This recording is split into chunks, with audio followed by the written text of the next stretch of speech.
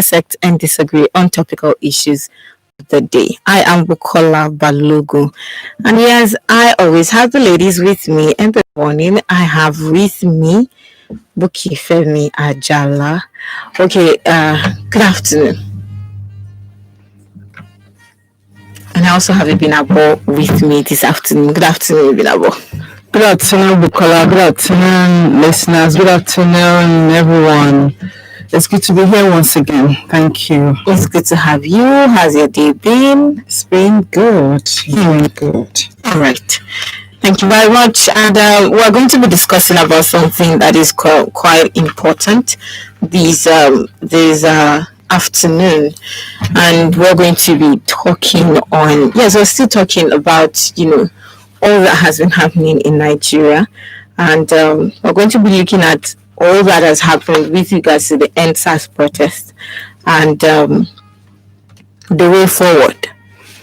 And, yesterday the president actually addressed Nigerians, and at the end of it all, he mentioned the fact that a dialogue is what the government is going to have with the young people, stating that the young persons should leave the streets. And this afternoon, we're going to be looking at it. Is that really the way forward? How is this going to be achievable? What is expected of Nigerians? What is expected of the government? All in all, just to make things better and working towards us having a very having a great Nigeria, which is very, very important. But the phone lines will be open shortly for you to make your contributions. But I'll be starting off with Buki this afternoon. You listened to the president's speech, and I was reading an article by Professor Joy Ezilo, and she was saying that she doesn't think what the president said is really was enough to help with the situation at hand. And I would just like to get your thoughts on what he said. And do you think this is even enough at all to help with the situation at hand? Okay, once again, listeners, good afternoon. I remember it was tweeting yesterday, or rather, people were sharing it, that we were asking for speech. I was actually clamoring for speech, and then the speech came, and then of course we were now speechless. And then somebody, I think that's what everybody has been saying. And then somebody added it to say, okay, we've been saying address. Okay, show you for our envelopes. But you see, for me, coming from a leadership and nation building perspective, I think that speech was not just it was really out of place. It was not what one will expect of a transformational leader in the times of crisis. And a lot of people have analyzed. I mean, I've been up, moving from one station to another station, just to get what people are saying. And it's general that at this time, that is not the kind of content you should actually give to us. But you see, the issue is who is our president, and what does it stand for? And how does he see us? Leadership is known, how you respond in times of crisis. So if he sees from the content, though I want to, I really don't know what happens in ASUAC, in terms of who writes the speech, because even if somebody writes the speech for you, you as the president, you should be able to gauge it and say, oh no, I did this and all that. So I mean, I can't say that is how it is, but the issue is, hey, he was the one who read it, and he is reading his speech, and I think it's really out of place. I mean, if you really begin to punch holes into it, we won't live here. But I think we need more than that. I think we need more than that. Let me not talk too much. Okay. Yes, Ibina, but let me get here from you. Okay, thank you, Bukola. What I want to say is that just like so many theories are flying all over the place, one that really caught my attention, and at least I smiled, was the one that says that script probably, or that video probably, was recorded before the Lekki. It was doctored before the Lekki The Lekki incident. That was Yes. why he did not make mention. Somebody said that, and I felt, if you listen over and over, and you get to read it again and again, you wonder, because that part of all of what happened was completely left out, and it is either, could it be true that the president's broadcast was actually pre the Lekki incident or not, is a huge question, because I wouldn't, even other leaders from other countries, other citizens from other countries are are pained by what happened at the Lekki toll gate, the Black Tuesday 2010-2020, and then our president came out and totally bypassed it. I'm almost forced to say maybe that speech came before the incident, because irrespective of what one's opinion could be, Or he's not even aware of what is happening.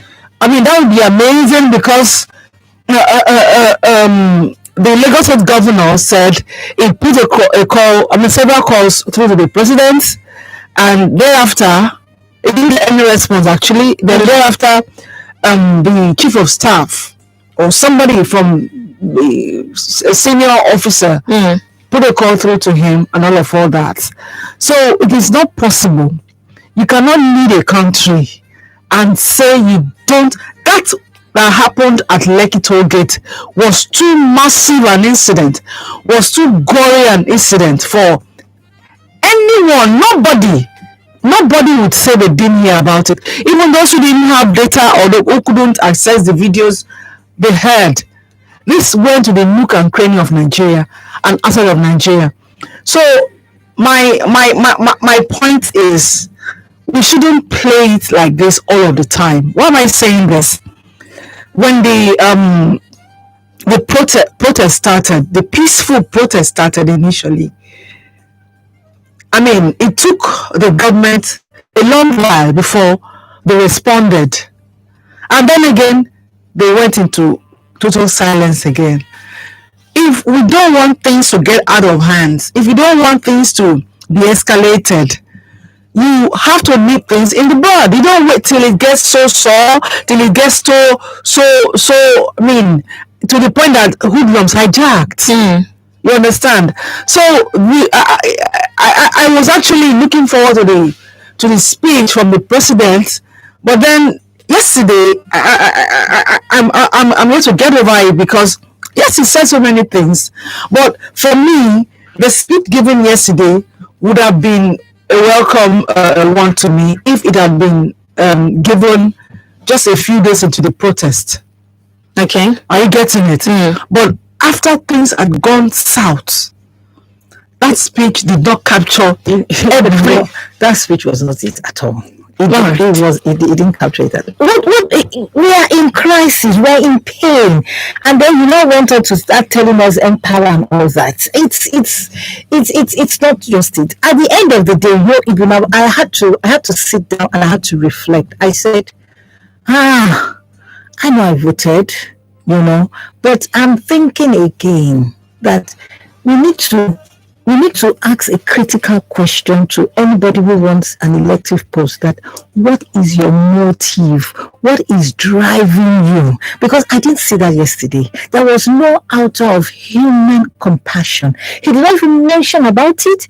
Okay, even if you did not mention that people died, you did not even get to the point to say you are consoling the families that had. They were gunshots. It was like it never happened. It never happened. So that's why I'm saying maybe there's something we don't understand in Ashu Rock. Maybe I don't know. All right, thank you very much. I'd like to get from you 07000 917 917 are the studio lines to call to be a part of Panorama this afternoon. But yes, it's more like that has been done now. What we're looking at is what is the way forward. Yeah. Now, is dialogue the way forward? What are some of the strategies that need to be put in place to ensure that we get to that point where, young people get to understand that, oh, the government wants to have a conversation. What is it that you want?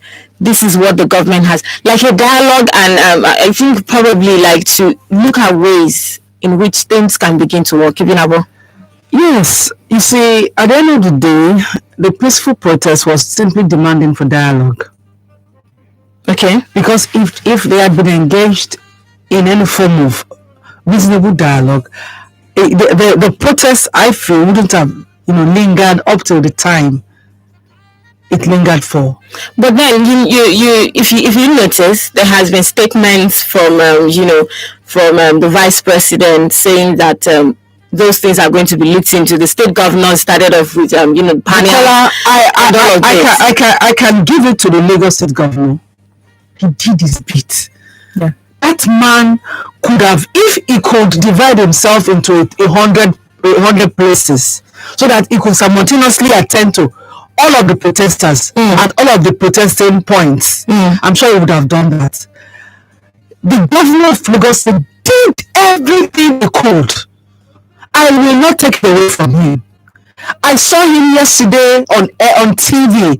He had lost a lot of weight. I am not here. I'm not trying to paint any picture. But I tell you, if from Abuja, the kind of response we got from the Lagos State governor was gotten from Abuja, we wouldn't be talking about this now. He was very prompt. He was visiting the protest site. He went to Alausa.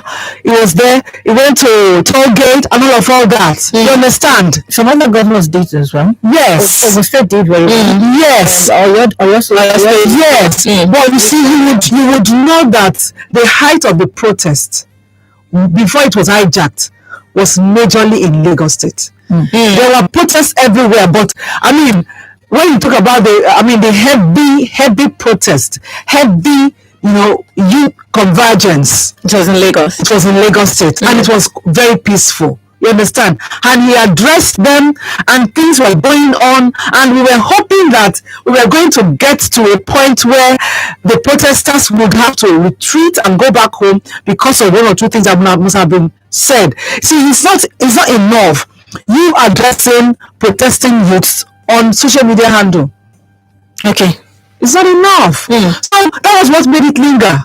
And then again, before you knew it, some people came in military camo and unleashed live ammunition on these harmless, peaceful protesters. There is nobody, no matter what anybody says, no matter how much we deny anything, okay, nobody died. Okay, but who were the people when we were shooting at a crowd? It is not possible that somebody was not hit with a bullet. Are you getting it? So, was that what we bargained for? What warranted that? Why should? Even some officers were saying that even if you point a gun at somebody who is armed, the moment he or she lays down his arms, we should put down yours too. Not to talk of people who sat down, one, peaceful, two, had no arms, three, and were with our national flag. Do you know what that means? Do you know what you have done to Nigerian youth? That was, sometimes when we of course we have the good, the bad, and the ugly. When the good are doing their own thing the right way, the bad are watching.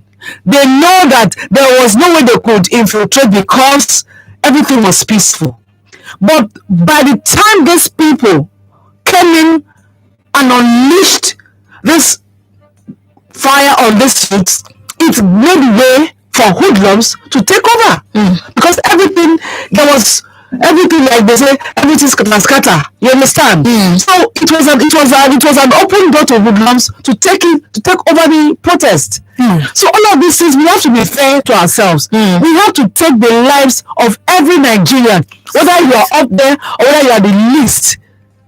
Every Nigerian life matters.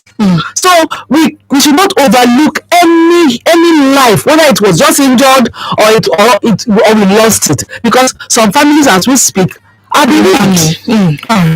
Thank you very much. You've been about 25 minutes to One on Women Radio, WFM 91.7. I would like to get your contributions on 07000 917 917. Send a WhatsApp or a text message to 070 317 56537. Hello, good afternoon.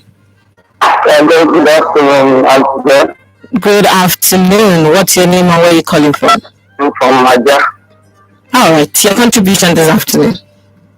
If my heart goes out to the people that love their life, I only pray that we don't witness such a horrible thing again in this country and in this city. In Jesus' name. Having said that, I think there is when something gets to a height, definitely it will definitely come down, and let the truth be told. I'm not making mouth for whatever instigated people that shooted, but I think there was a curfew. At that point in time, I think you media people supposed even to assist the government in relaying that there is a curfew in town.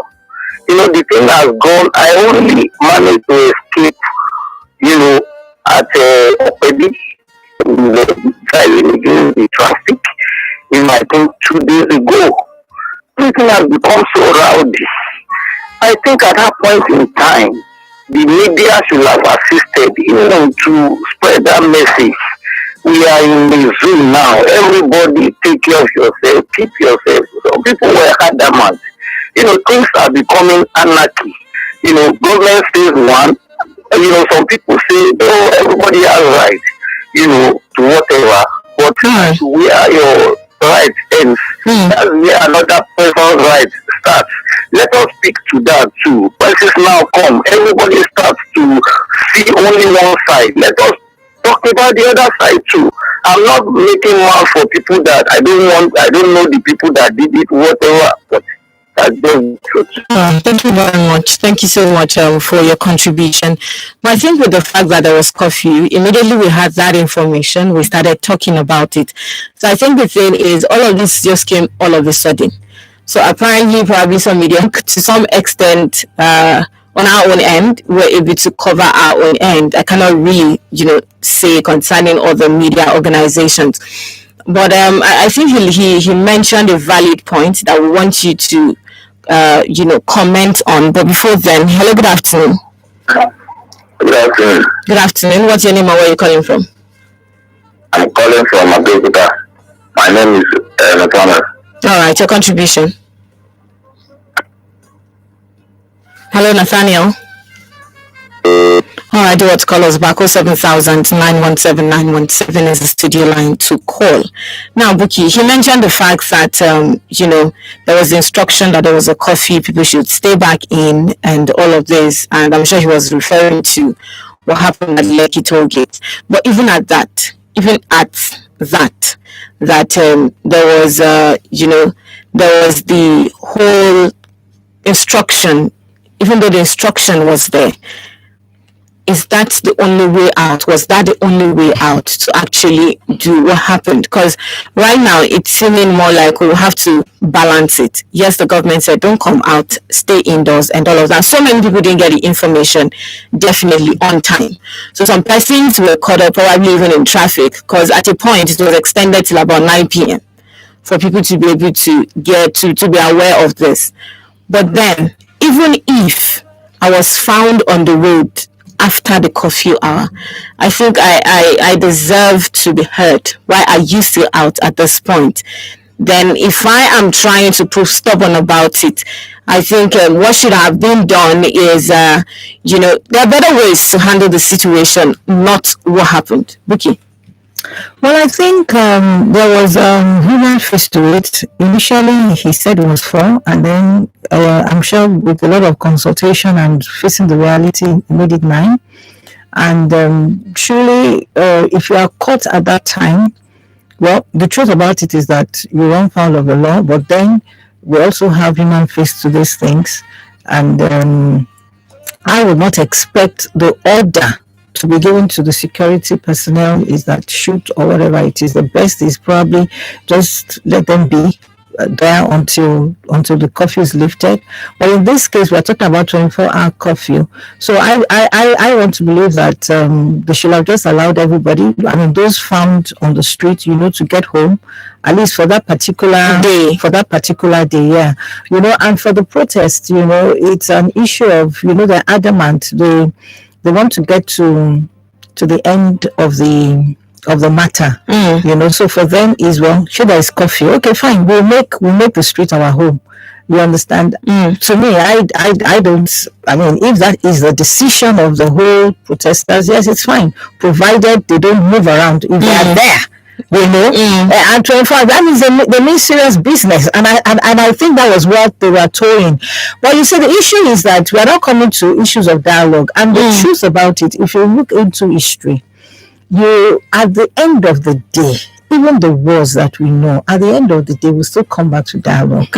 You understand? We still come back to dialogue, and that was why, some days ago I was talking about re-strategizing. That I hope they have a plan B and a plan C. I was listening to Peter Side this morning, and it changed with my spirit, and that's exactly what I was. I mean, that had been my clamor. That at this point in time, it is a dialogue we need, but an effective dialogue. And going back to my picture, I said for me, it's not really the birth of a nation. For me, it's a seed has been sown, and we need to ensure that we nourish that pregnancy to term. For me, I'm looking at 2023. And that's why I'm saying now, we've done the protest. Like the Alita continuance will tell you, protest is just for visibility, for your voice to be heard. But after that, there is a time for you to press your pause button to play another music. And the music to be played now is dialogue and strategizing and deploying the right techniques towards the goal. So the goal is still there, because truly the analysis is that the youth will make up a large population, and we want to take back this country, but we have to take it back with sense and strategy. So what is dialogue? Listen to the meaning of dialogue. We all know it's an essential communication tool. It's an interactive conversion between one or two more sides working together towards a common understanding, and it cuts across differences. And right now we need that dialogue because it helps in conflict resolution, to reconcile groups, to build confidence, and also to trust institutions. So right now what we need for the youth is that let's come together. Right, we're out of the street. If we still want to go back to protest after the curfew, fine, provided because it's a right. Protest is banned in Lagos now. Yes, I know it's banned now. Yes, it's banned now. Assuming it's not banned, provided you have safeguarded yourself. But the truth about it is that protests cannot go on for long. It needs a short time. You've made your visibility, and the next thing is to move into the next strategy. The moment of ovation. You understand? Yes, which is the dialogue we are talking of now. But you see, the dialogue will only work when the two parties agree that we must have a win-win situation. So if we are to dialogue now, let also the government, be ready to shift ground, as we also will shift ground, because it's a win-win situation. Okay. But for me is, while we are dialoguing, let's also have 2023 in mind. And this is when we have to start that now. All right. I'm still going to come back to this whole issue of dialogue, but it's exactly 15 minutes to 1 on Women Radio WFM 91.7. I'd still like to get to hear from you. 7000 917 or 90256 25455 are the studio lines to call. All right, do want to call us back. And I still want to get here from people. Yes, there's a place of dialogue, right? And I'm sure some persons are of the opinion that there has been the part where the government has promised this, has promised that. Let's use ASU as an example. ASU is still going on strike after different conversations on what is expected of the government to, ASU and vice versa.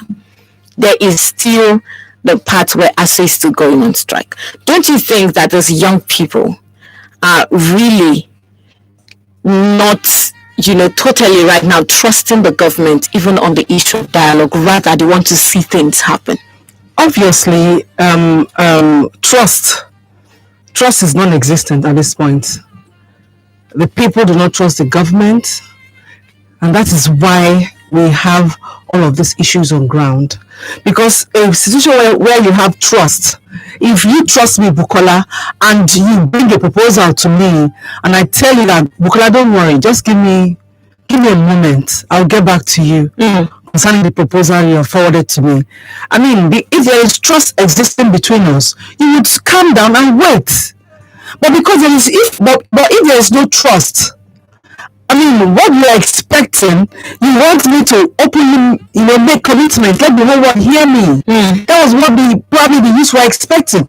That yes, because if you look at the 5 of 5 requests that was put forward to the government, they were not selfish requests. They were requests that will benefit everybody, whether you are a security operative or in Nigeria, you're just a citizen. As long as you're a Nigerian citizen, you benefit from it.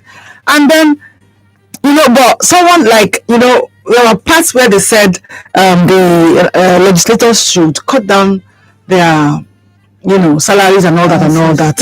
And, that point, I told myself that, who are the lawmakers? These are the lawmakers, okay?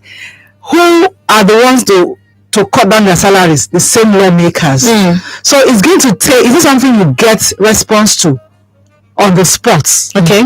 There will be need for deliberations and all that for that part. So, generally, on both ends, it was not properly managed. I will handle this properly, and thank goodness the vice president came out to admit to that. Are you getting it? So what I'm looking at now is, I'm not desiring that there should be protests again. More so, there is a ban on protests in Lagos State. So what I want to hear is that there is plenary at the Hello Chamber, and they are very transparent about it. Begin to address all of this. Are you getting it? Okay. And let us see you do it. You understand? That, because there is need for closure for those who are bereaved. Those who have lost their loved ones will console themselves by saying, okay, this person died, and now this is the result. This is the result. This is a good result. I mean, so this person did not die in vain. So, but if there's so much silence on the reasons for the protests, then said yesterday, some of them are things that will take a while for us to begin to see the manifestation of it. Some of them are things that we need to begin to see them now. For example, what are you doing about a particular senator said, I don't know, I've not really verified it, that he had the names of 4 of these SARS officials who had done so much to hurt people in his state. Okay. And I'm wondering what is keeping them? What is keeping you from giving us the names? What is keeping National Assembly from having an emergency plenary for all of that is happening? Because you see, if we don't handle this properly, these are Nigerian youths. These are the future of the country. Now, if it is not properly handled, if the lost lives are not, are not addressed. If we keep, fishing for excuses round about it, the the foreign communities are watching. And then you know how many times we have discussed issues. I keep saying this thing, issues of xenophobia. When you don't hold your own to the highest esteem, nobody will do it for you. You can't sell your own a dozen a dime. And then you think somebody else will pay £1 for it. It's not possible. And I want to go quickly to what Papa always said. I'm sorry, a lot of us must have seen it. And I quote, "The children of the poor you failed to train will never let your children live in peace." Amen. Is it not playing out? It's playing out. Where these hoodlums we're talking about, they didn't drop from the sky. Okay. Somebody gave birth to them. I was telling somebody, somewhere in Mushe, there is a woman who grew up on the streets. She got married to a street guy, and they are nurturing their children on the streets. What do you think will be the end product from that family? Hoodlums. Yeah, it's a rage. It's a rage of the poor. So there is need. This goes beyond condemning or picking holes in the protests that just happened. We need to look at, as a government, what have we done that has produced? How did we get to this point that we have produced such youths that will destroy properties and feel no remorse? How did we get here? It is something that everybody should go back home and ponder on. How did you raise your youth? Now because with some of them, these are people who don't understand how government is run. Because if they do, they wouldn't go to government offices and begin to destroy government properties, destroy private properties. Because when you destroy all of these things, You see the taxpayers' money. we are still going back to dip our hands in the purse of the state, of the federal, or our common patrimony. We're going to bring our money from there and carry out repairs or rebuild. So at the end of the day, we are fighting against our own selves. Okay. And hoodlums are not educated. They don't understand. They believe that they are hurting the government. But don't you think that some of them actually are? But it's just, okay, we have gotten to this point. Now, whatever it is that is going to happen, let it happen. Because I was listening to someone this morning, I was listening to a lady, and the English she was speaking was actually very good, polished English. But if you see the people that surrounded her, you'll be wondering, and some of them there too were still speaking good English. So it feels like it is not all, yes, we know that there are some hoodlums there, but some of them, what made them come out? Yes, there might be a street guy that still understands the fact that, okay, there is a need for peace. But the fact that I'm trying to be as understanding as I can be, and probably the other party isn't seeing my own understanding, it might just be, okay, so Ejaka Daru. But Buki, you see, this is my own point. You can, my pastor will say it's the rage of the poor that we are seeing because of what we have put in them. And it is what we have put in them that we are getting. A lot of the people that are talking with anger, they might go to school. Yeah, if I'm angry, I'm angry. And if you hear me talk when I'm angry, I'm angry. But it will not get to that point where I will now start destroying government properties, individual properties, mind you. A lot of shops were destroyed. They are looted, they are destroyed. Homes were affected. These are individuals. So we are destroying ourselves. So that is the mindset that they have. And we can only correct it with the right education and putting in the right policies in place for employment, for creativity, for innovation. So that's that. Okay, let me take a call. Good afternoon. Hello, good afternoon. Hello, good afternoon. Yes, good afternoon. I would like to get your contribution in a minute. Okay, my name is Gordon from Ikorodu. It's good to have you. Yeah, what really happened in Leslie is an unfortunate incident. But what I want to say is that the government we have here in Nigeria, especially in Africa, if you, I'll use this word, they are hypocrites. They say one thing and do another. If you look at the incident of Lekki, what really happened is that before the soldier attack, light and CCTV went off. And from the head of the media company in charge of that, Hello? he got some channels yesterday, who happened to be a son of Tinubu. He said he got an order from the governor of Lagos State to put up the light and the CCTV. So the governor of Lagos State will not tell us that he is not aware that soldiers are coming with police to attack the protesters. Right. And going back to the presidency, what are we going to say when we have a lot of senators and House of Rep members who are all military men? They are not interested in anything civil. All right. Thank you very much. Military blood in them. Thank you very much for your contribution. But the Lagos State governor has actually come out to clear that he didn't send anyone. So we are in that place now where we are trying to find out who.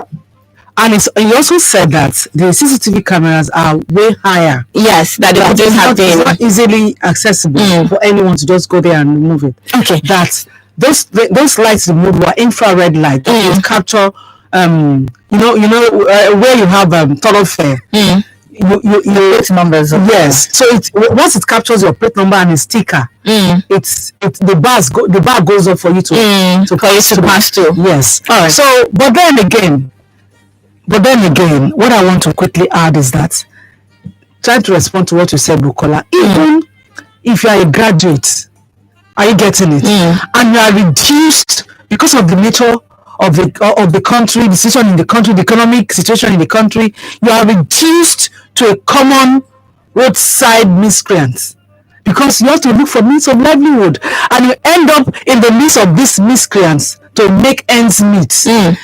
Their character will rubber from you over time. Right. Whatever it is you think you have. Why is it that? Why do we say good manners? Evil communication corrupts good manners. Exactly. When you have all of the education and your education becomes rubbish because there's nothing to do with it, you can't get a job, and then you see that if I mingle with these guys on the road, maybe you can be taking home 1,000 naira daily at least to put something in your tummy. You can't be in their midst for so long and not be like them. All right. Thank you very much. Thank you so much. I would like to get a final words, Buki. 10 seconds. My final words is this: it's a way forward. There's no point crying over spilled milk. Let's look at it from the angle of what do we do now? All right. We need to take back the country. 2023 is just less than 30 months away. This is the time for youth to galvanize themselves. The technology they use, the strategy they use to organize that, they should use it now. All right, to begin to look towards 2023. Why am I saying this? The government is smart. Before you know what is happening, by 2021, 2022, they'll begin to do good things for you people to blind your eyes. And then somewhere along the line, the pregnancy gets terminated. Right. So now it's to shine your eye. I'm telling you. All right, thank you very much. Okay, I want to say that there is need for the government to diffuse the tension in the country. Okay. 1. Then 2, I want to appeal to every mother, every father out there. Please appeal to the conscience of your children. All right. That at this point, we need to take a pause. Everyone we called hoodlums out there didn't drop from the sky. Somebody gave birth to them. Let us address their conscience. Let us understand that everything they are doing, they are hurting themselves more because the money that the government have kept aside to do one or two things will be spent on renovation, rebuilding, and everything. So we are setting ourselves back a few steps. We need, please, all those people, all those youth out there, please let us return back home. All right. Then give room to dialogue. Please, I'm appealing. Thank you very much. Thank you so much, ladies, for coming in, and thank you for staying tuned to Women Radio 91.7. We'll be back again next week. I am Bukola Balogun. Good afternoon. To sponsor this program, please call 080 90582769.